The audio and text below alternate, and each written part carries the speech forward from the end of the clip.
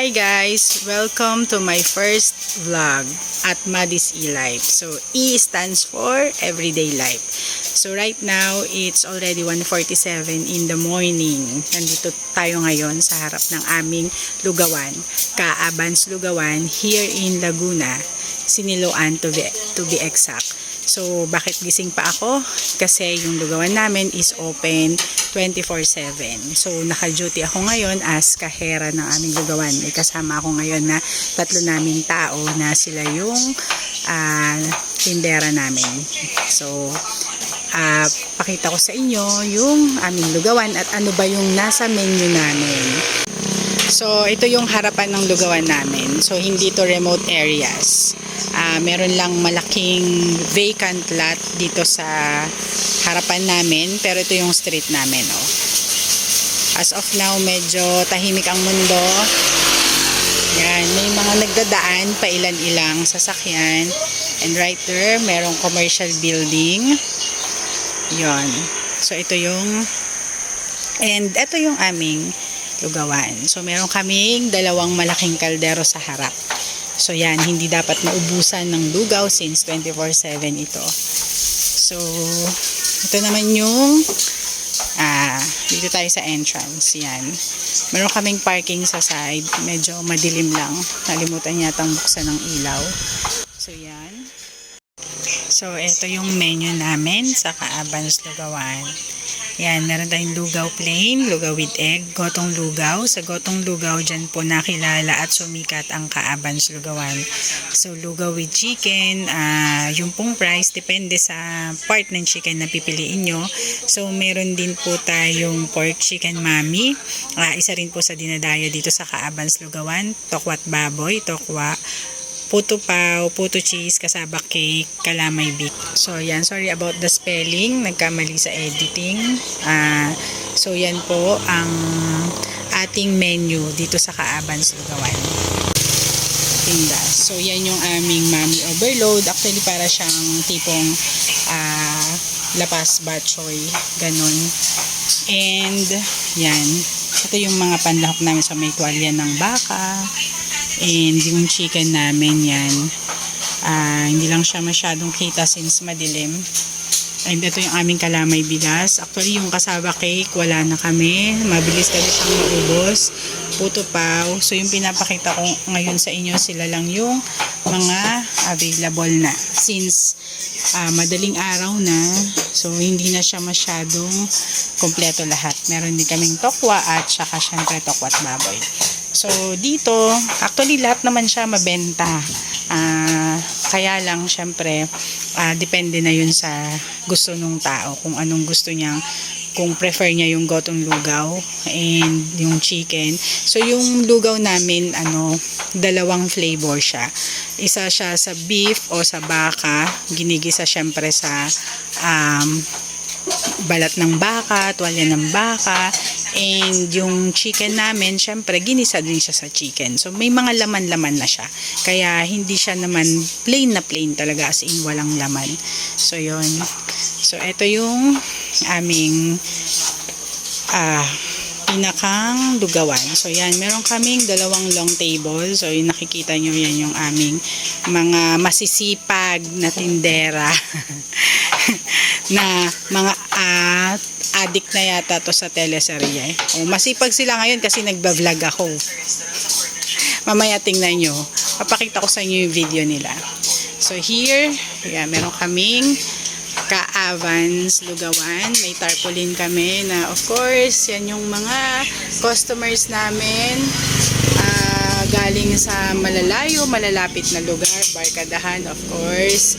And mga riders meron din, basketball players like yan QC Capitals, MPBL. So siguro ilang years na rin yung iba dyan, halo-halo na tatakpan.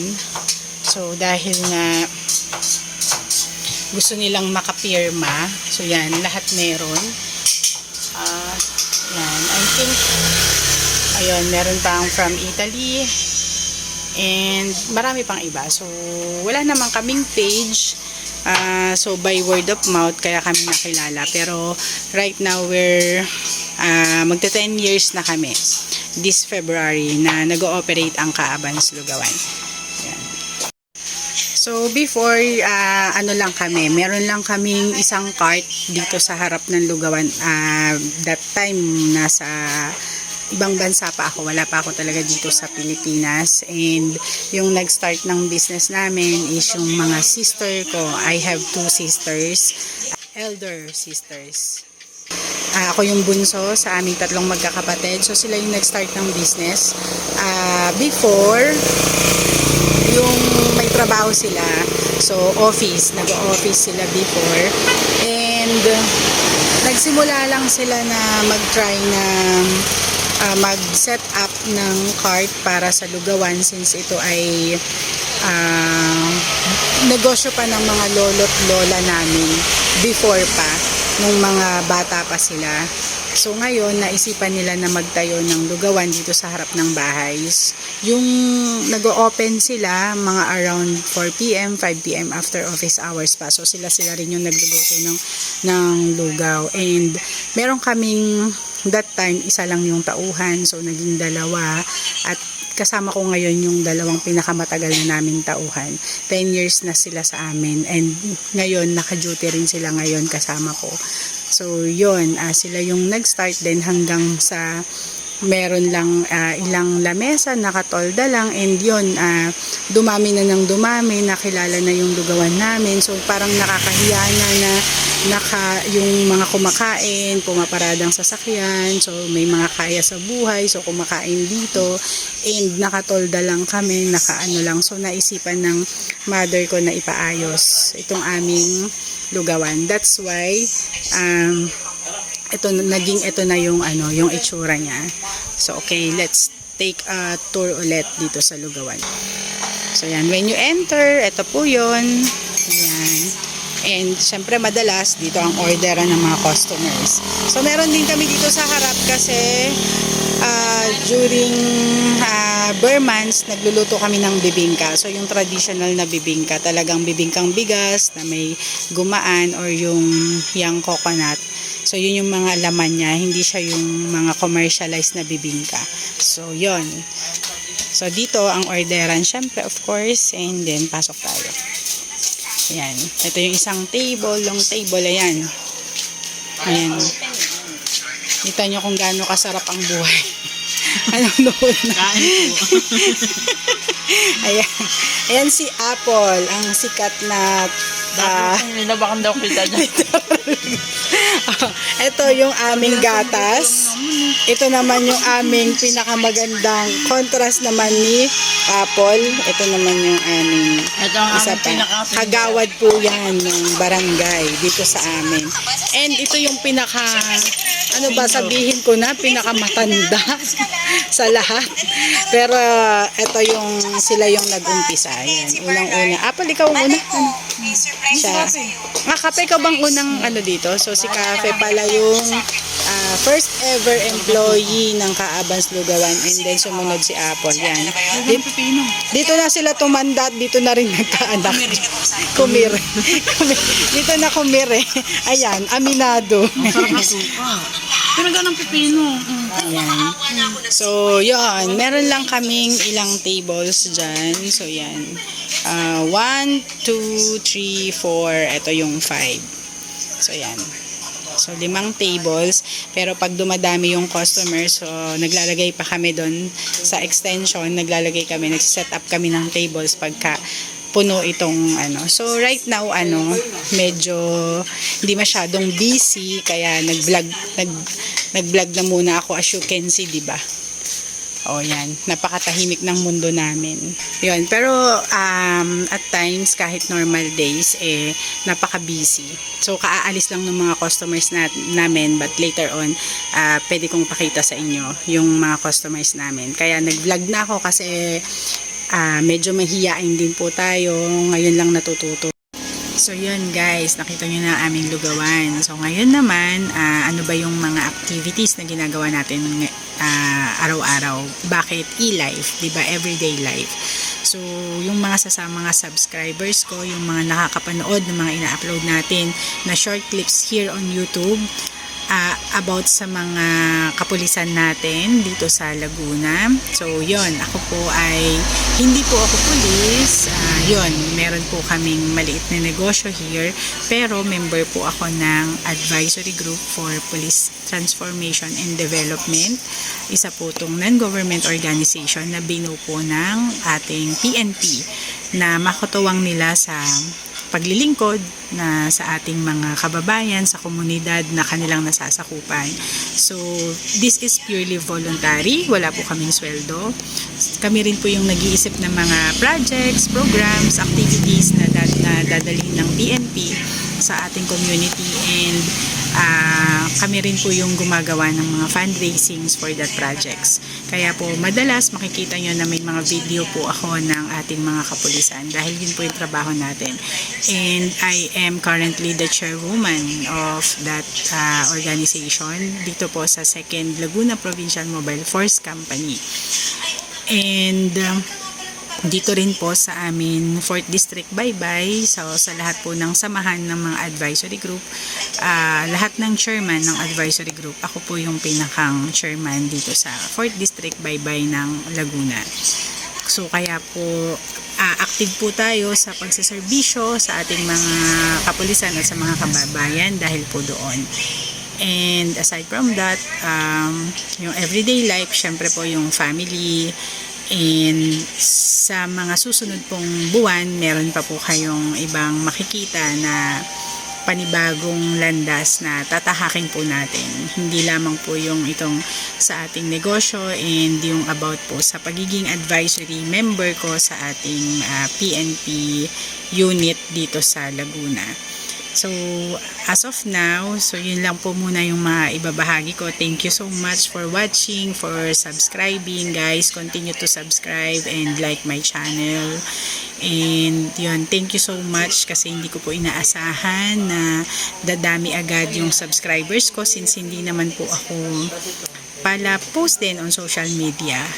Nagkataon lang po siguro na naswertehan, and una pong nag-viral kasi yung video nung police na tropa natin na police na sumasayaw with 2 kids sa Facebook. So dun po nag-start, dumami yung followers ko. So I think nagkaroon agad ako ng 15,000 followers in just a few days dahil po doon. Kaya naman yun din po yung nag-push sa akin para gumawa din ng YouTube channel. So para makita nyo po na hindi naman po lahat din ng ating mga kapulisan ay hindi magaganda ang ginagawa. Marami po ang mabubuti at marami din po ang may magagandang ginagawa. So gusto ko lang din po ibahagi sa inyo yung part ng life ko na hindi po syempre katulad ng everyday life na dito lang umiikot yung mundo natin sa trabaho, sa negosyo.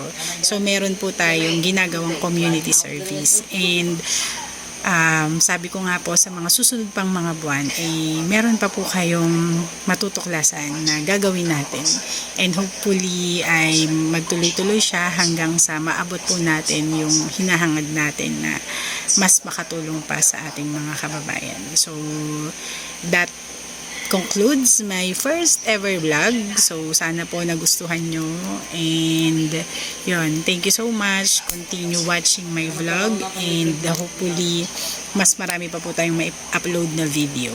So thank you and good morning everyone. It's already 2:24. Syempre po patigil-tigil tayo sa vlog dahil may customers. Yun. So sa mga susunod pong vlog, maybe I can share you some videos na pinapakita yung mga customers natin dito. So as of now, ito pa lang po muna yung na-share ko. And meron pa rin po dito sa bahay namin na part ng bahay namin na hindi ko po na i-share pa, but I will share later on na isa rin po sa mahalagang part dito sa bahay namin na isang lugar na pinupuntahan din po ng mga tao, na ito po ay ginagawa din namin everyday, yung pagtulong. At it's something na faith related. So yun lamang po as of now ang aking maibibigay sa inyong clue. So, I think napahaba na yung ating vlog, kaya yung ibang videos, later on na lang natin din i-upload sa mga susunod na vlog. Like yung iba naming tao dito sa Lugawan, yung mga pang day shift. So, meron kaming ilang shift. Merong 5 a.m. to 11 a.m. then 11 a.m. to 5 p.m. and yung 5 p.m. to 11 p.m. and itong shift namin na 11 p.m. to 5 a.m. So kaya ako madalas tulog sa umaga and gising ako sa hapon and yun, magdamag. Kaya guys, so hanggang dito na lang I think. Thank you again for subscribing to my channel and see you again next time.